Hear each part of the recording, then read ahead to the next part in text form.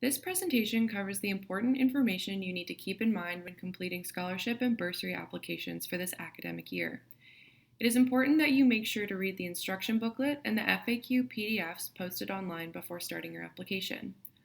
I will be repeating this throughout the entire presentation, but it really cannot be stressed enough.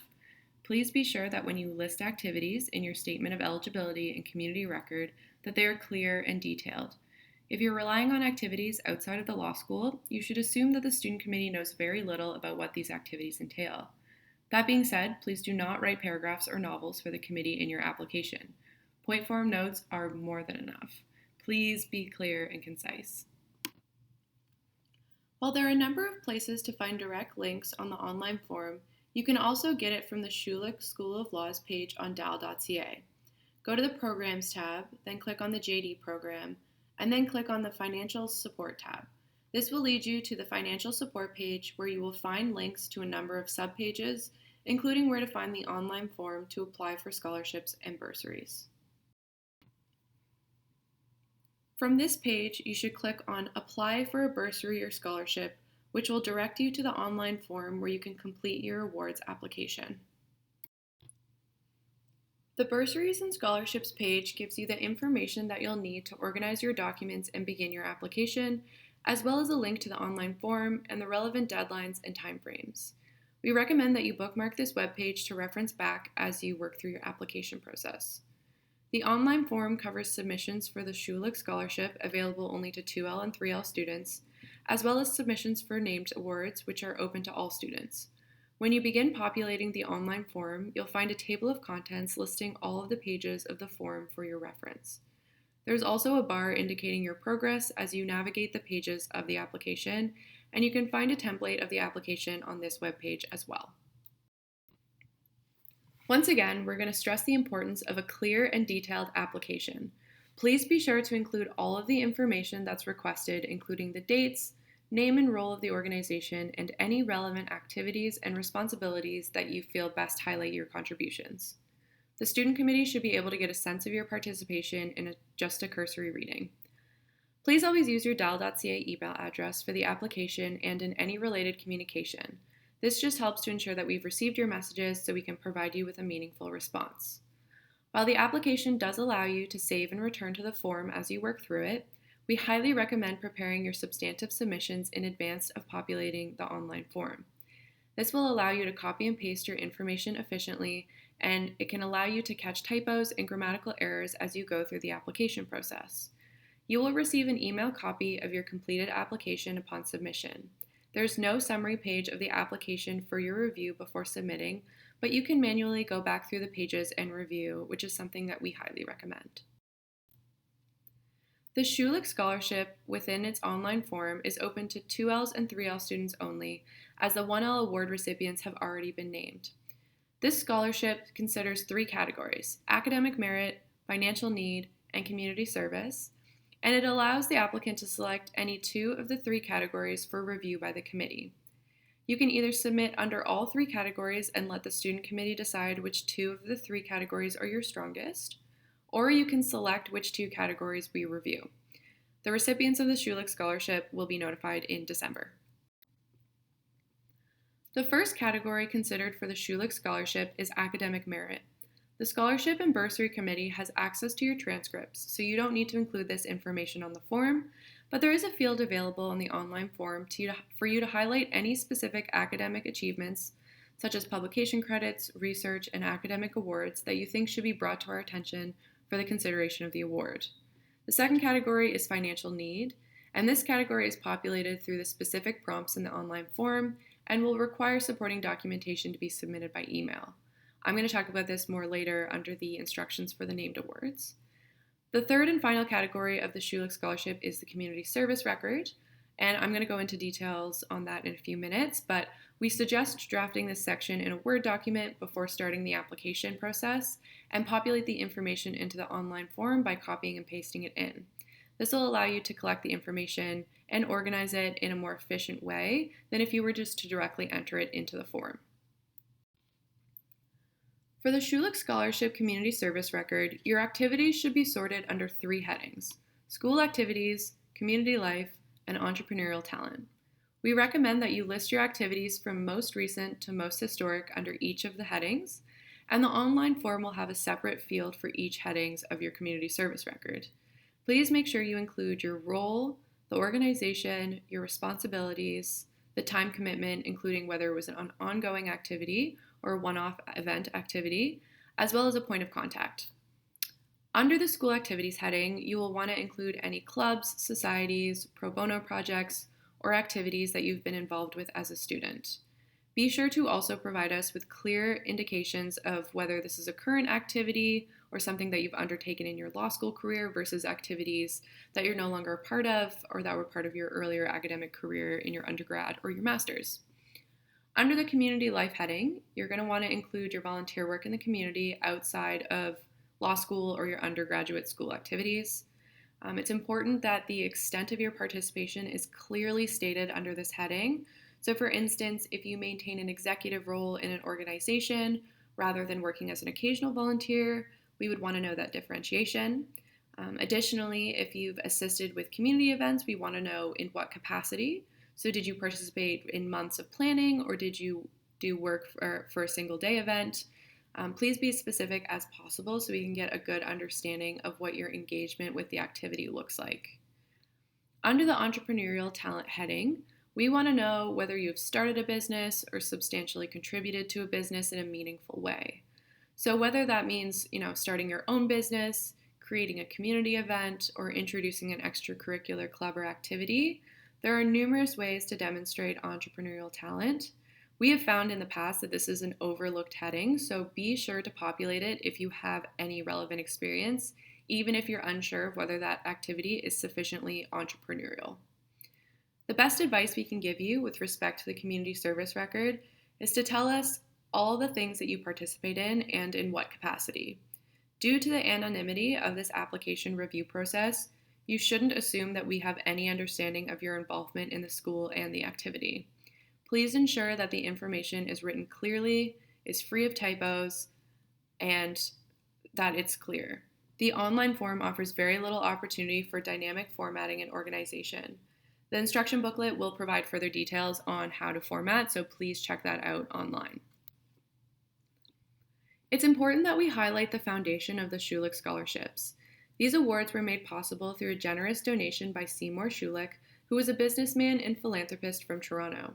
Our school is extremely grateful for the impact that his generous contribution has made to the members of Weldon community. This year, about 28 awards will be handed out to 2Ls and 3Ls, with 14 going to each year. As mentioned previously, you will apply on the basis of your best 2 of 3 categories for the scholarship. If you wish to submit information for all 3 categories, the Scholarship and Bursary Committee will consider your strongest 2 categories in reviewing your submission.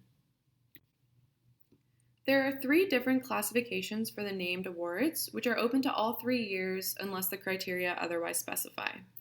The first classification is awards where there is no financial need, but there is specific eligibility criteria.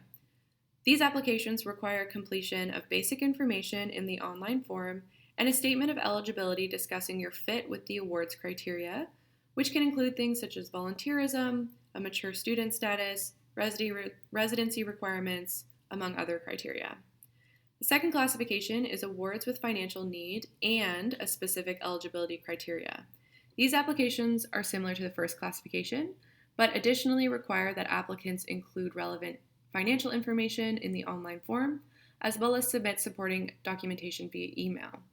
There is detailed information later in this presentation, as well as within the instruction and FAQ documents that addresses specific components of financial need, so please refer to these sources before emailing the committee with any questions. The third classification is general bursaries, and these just require some basic information and financial details in the online form, along with the submission of financial supporting documentation via email. As we've stated a number of times, it is so important to review all instructions in the information booklet as well as the FAQ documents. This will help you understand the application process, the expectations of the student committee, and it should also give you a good sense of the time and effort that you're going to need to dedicate to your applications. From our experience, many students underestimate the amount of time it takes to organize tailored statements of eligibility and to collect their relevant financial documentation. It's a much safer bet to start early and to give yourself time to review your application, as it won't be feasible for the committee to answer questions from every student close to the submission deadline. As each named award has its own criteria, we suggest that you download or you print the list of awards and determine which ones you can apply for beforehand, as this makes populating the online form much more efficient. We also request that you tailor your statements of eligibility to the relevant award criteria. For example, if an award asks for only activities with athletic involvement, we don't need to see your tutoring experience or your bake sale contributions. If the award uses specific language in its criteria, it's really helpful if you use that language in your headings or in your other criteria for the award. We've said it before, and we'll say it again, please be concise. This is the only time in law school where point form is welcome and encouraged. Please use your best judgment in providing relevant details. For instance, if an organization is widely known or well known in the law school, we don't need to see as much of an explanation of the organization as we would for activities with a niche or regional basis. It is so important that you do not self-identify on any parts of your application.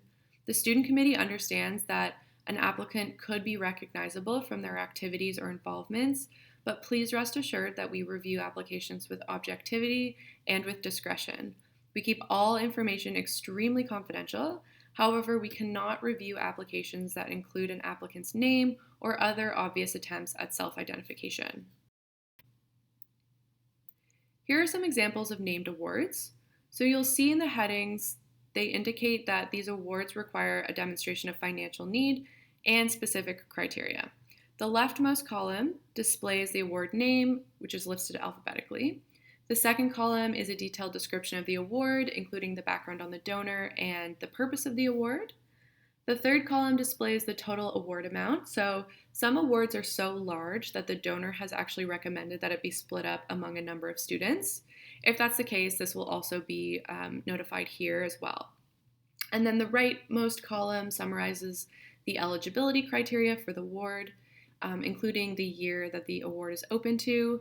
If there's no year listed, then the award is open to all students. So if you look at the Cape Breton Barrister Society Award, which is the second row down, it doesn't have a year indicated, so any student from any year can apply to that award. Some of the named awards require that the applicant is classified as a mature student. There are a number of factors considered in determining the mature status of a student, including the student's age, personal circumstances, and family status. So students who are 26 or older before September 1st of their first year of law school are considered to be a mature student. However, if you're a young parent and you don't meet that age criteria, you may still be considered as a mature student on the basis of your parental and family status. Since this is really broadly defined, if you feel like you meet the status of a mature student, please provide a detailed explanation of the reason for your mature status, which will allow the committee to determine whether you meet that definition. Some awards do not require statements of eligibility for you to be considered. However, if financial need is within the award's criteria, supporting documentation will be required to demonstrate your financial need. The assumption is that students will have access to all possible resources, including student loans and line of credits to fund their law degree.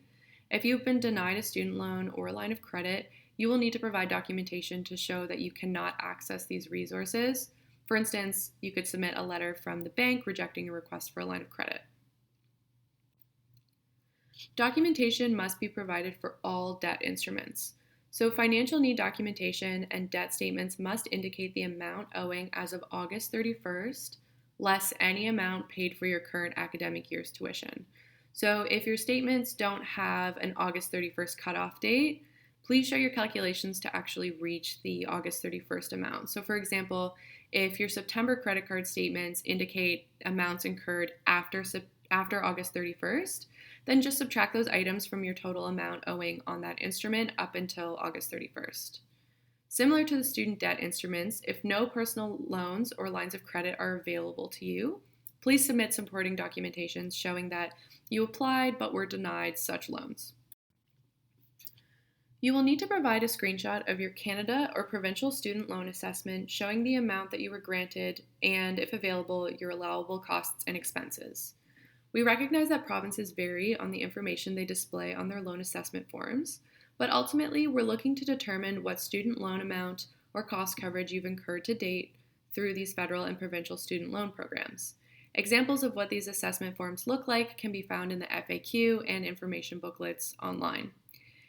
If you did not apply for these loans, or you did apply but you didn't receive a loan, you will need to attach an explanation as to why you did not apply or receive that loan.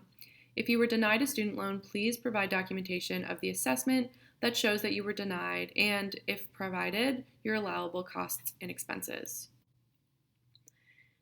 If the required student loan assessment information is not available by the application deadline, you should submit your application with estimates if possible. You will then be required to submit your assessment forms to the committee as soon as they become available to you. Please note that you will not be reminded to submit this updated documentation, and if it's not provided, we will assume the maximum student loan amount for your province. You will also need to attach documents showing any historic student loans that you've received in previous years. For childcare and health-related costs, we ask that you estimate your needs or expenses for the upcoming year. If you have documentation showing the actual amount for these upcoming expenses, that's definitely preferred. Otherwise, if you're submitting an estimate, we need to see the basis for your estimate. So that could include a previous expenditure, a quote, etc. For childcare costs, you're going to be demonstrating your expense for the period of September 1st to April 30th, which is an 8-month time period. So for example, you could show us that your child's daycare is going to be charging you $800 a month. And if your estimate based on the academic year would be an expense of $6,400 for childcare. For healthcare costs, we require documentation for expenses over $500. So while you may have proof of a recurring cost, you may also have a foreseeable one-time expense. So for example, if you know that you're going to require dental surgery this year with an estimated cost of $2,500 above what your insurance would cover, you're going to want to indicate that $2,500 health expense, and you're going to have to submit documentation to support the reality of that upcoming expense. So we're going to emphasize here that all financial documentation is viewed only by the administrative members of the committee. Any details of a student's specific financial status is not going to be shared with the faculty or the student members of the Scholarship and Bursary Committee. The data that we access as a student committee when determining award eligibility are all aggregate values, so they don't actually have the details of the values composition. Please be sure to follow the document naming conventions as displayed here and found in the instruction booklet when you submit your supporting documentation to the committee. Documents for each instrument and expense must be saved as a separate PDF using your banner number and the document's name as showed here. You will need to send one email to the committee attaching all supporting documents within that email, and you must use your dal.ca email account. The email subject line should be your last name and your banner number as shown here. Your supporting documentation must be sent to lawbursary@dal.ca by the application deadline. Any late submissions will not be accepted, and there's no appeal process for this. Please make note of the application deadline. You must submit the online form and email your supporting documentation by this date and time. Please note that the time referred to here is in Atlantic time, so if you're outside this time zone, you're going to have to adjust accordingly. If you have any questions, please don't hesitate to contact your student committee members. If they can't answer your question, or if you have a discretionary matter that you wish to ask the administrative committee members, the student committee members can put you in contact with them. Thank you so much for watching this presentation, and on behalf of the entire committee, I want to wish you the best of luck in preparing your scholarship and bursary applications for this year.